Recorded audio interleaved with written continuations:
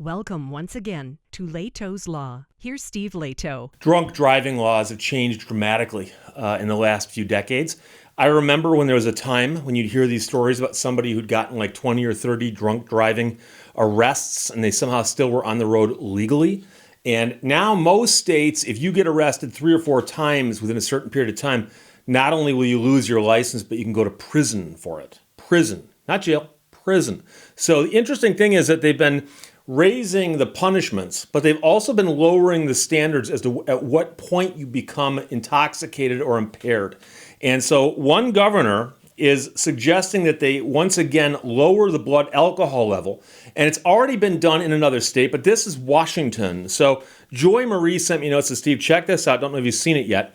From Fox 13 out of Olympia, the number of deadly traffic crashes in Washington soared to a level not seen since 1990, according to the Safety Commission for Traffic in Washington.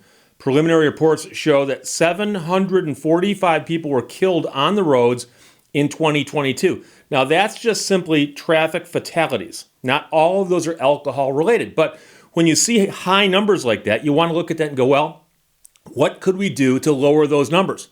So WTSC, that's the Washington Traffic Safety Commission, said more than half of the deadly crashes involved impairment from drugs and alcohol. More than half. So State Senator John Lovick, representing Washington's 44th District, said, "Our roads are so unsafe right now, people are showing total disregard to others." WTSC said the frequency of unsafe driving behaviors have been surging since the COVID-19 pandemic. During the Commission's quarterly meeting, a representative said that data was still being collected, so the number of deaths involving impaired driving could be higher for last year. So now they proposed a bill to reduce the legal blood alcohol concentration level, commonly known as the BAC, blood alcohol content. They hope that the potential law change could curb the surge and save lives. If you know someone that's been drinking and they are at a 0.06, 0.07, or 0.08%, would you want them driving down your roads with your family walking in the streets or your kids playing near the road? Well, the answer is always no. But of course, they're talking about 0.06, 0.07, 0.08, and those are often numbers that are in the range of what will get you in trouble. Now they're proposing to lower the limit of the state's current level from 0.08 to 0.05. If the proposal passes and 0.05 becomes the standard, a man weighing $150, 150 pounds, would be considered legally drunk after 2 drinks. There's always a debate on this. Are we talking about 2 straight shots of like Puerto Rican rum? Or are we talking 2 swigs of beer? So it depends on what you drink. Also, what else is in your system, your metabolism, a bunch of other things go into this. And a woman would be at 0.05 at about 1.5 drinks, okay? The bill passed through the Law and Justice Committee recently with 8 votes in favor, only 3 votes with no recommendation. The bill also picked up a key endorsement from the governor, who announced his support that same day. So that's why the headline says the governor endorses this bill, but it is already being pushed through the legislature. This is a public safety issue. This is a crime issue. And I'm convinced if we do this, it will reduce the number of people who are impacted and committing this crime in the state of Washington, he said. It's not acceptable. So we've got to value life in our state. The question I have, and I'm being serious here, I've watched a lot of videos of people pulled over at the roadside, given the preliminary breath tests, given the sobriety tests, given all that stuff.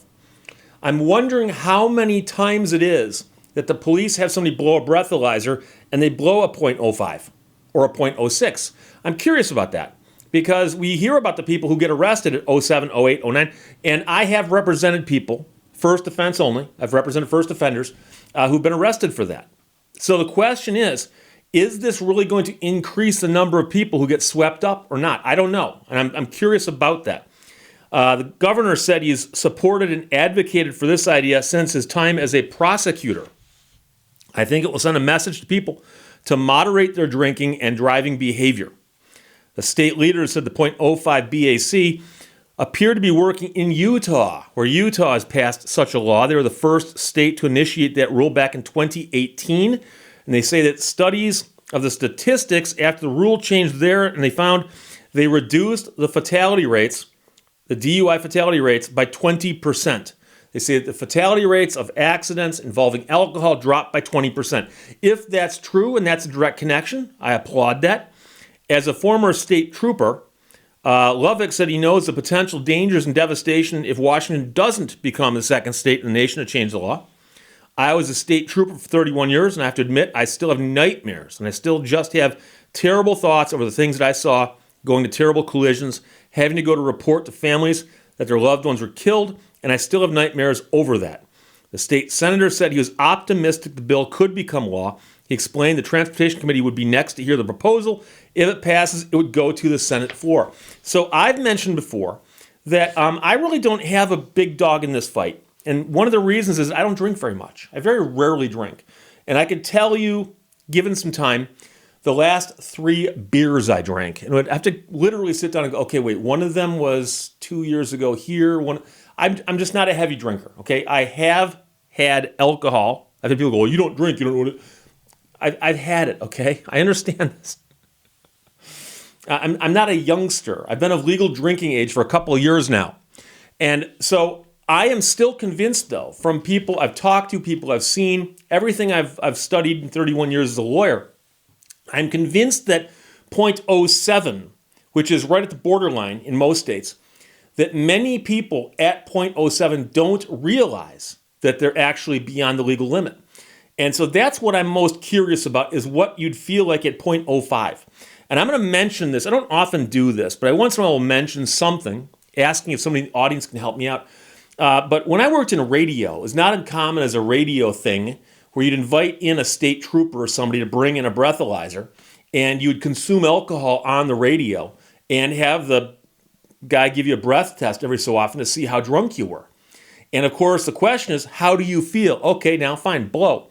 So if there's somebody in the audience in southeastern Michigan who's got access to that kind of equipment and the wherewithal and the know-it-all to make it work and have it be accurate, I would be happy to shoot a video where we'll back that camera up about 3 feet and I'll put another chair next to me and I will slam down a few drinks and we'll time it and we'll look at it and I will discuss this while I'm doing that, because I am fascinated and curious to know how you'd feel at .05. Now, I'm not going to go out and drive at .05 to see how my motor skills are behind the wheel. I could do that, but of course, unless we can find a closed course to do it, it would be illegal. But if somebody in the audience actually knows somebody, law enforcement, somebody, I'd be happy to do it, because I am curious about how you'd feel at .05. And I'm not saying that by trying to argue that .05 is too low. I'm just simply saying that if they lower it to a number where the average person doesn't feel drunk, they would need to also, I think, do a public service campaign to let people know that. And say, just to let you know, you obviously know when you're trashed, okay? When you find yourself stumbling around and you forgot what building you're in, okay? You, at that point, know you shouldn't be driving. I'm talking about somebody who goes someplace, they have a couple drinks, they're on an empty stomach, and they realize, oh, I got to go someplace. But I feel okay. They walk out the car, they cross over the center line, cop pulls them over, and next thing you know, they're being arrested for drunk driving. And they're going to go, wait, but I blew a .07. I didn't feel drunk. So that's what I'm curious about. But as it is right now, Utah already has this lower limit of .05, and Washington, it looks like, might adopt this also. And so don't get me wrong, I'm not advocating for alcohol.